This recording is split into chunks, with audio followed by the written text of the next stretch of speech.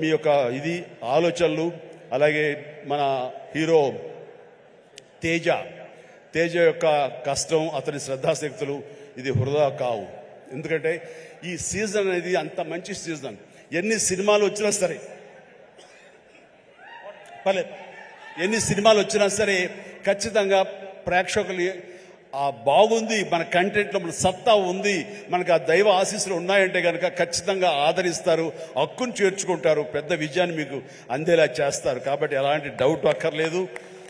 అయితే ఇది పరీక్షాకాలం అనుకోవచ్చు, కొన్ని థియేటర్లు అనుకునే విధంగా మనకి లభించకపోవచ్చు. It's okay. ఈ రోజు కాదు రేపు చూస్తారు, రేపు కాకపోతే సెకండ్ షో చూస్తారు, సెకండ్ షో కాకపోతే థర్డ్ షో చూస్తారు.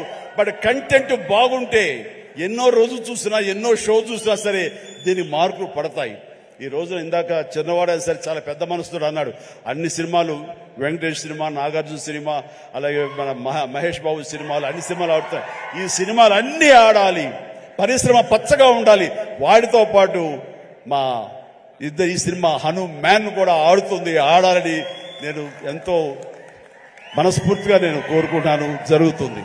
అండ్ ఇదే ఒకసారి నేను దిల్ రాజుతో అన్నాను, దిల్ రాజు ఏంటి మన 2016-17లో మా 150 సినిమాను బాలకృష్ణ గారి సినిమా ఇంకోటి రిలీజ్ అయినప్పుడు, ఏంటి మళ్ళీ ఈ సినిమా రిలీజ్ చేస్తాం, కొంచెం డిలే చేయొచ్చు కదా అని అంటే, సార్ అలా కాదు సార్, మా కంటెంట్ బాగుంటుంది, శతమానం భవతి అని, మీ పెద్ద సినిమాలు మధ్యలో ఈ సినిమా ఆడకుండా పోదు సార్, ఏం పర్వాలేదు అన్నాడు.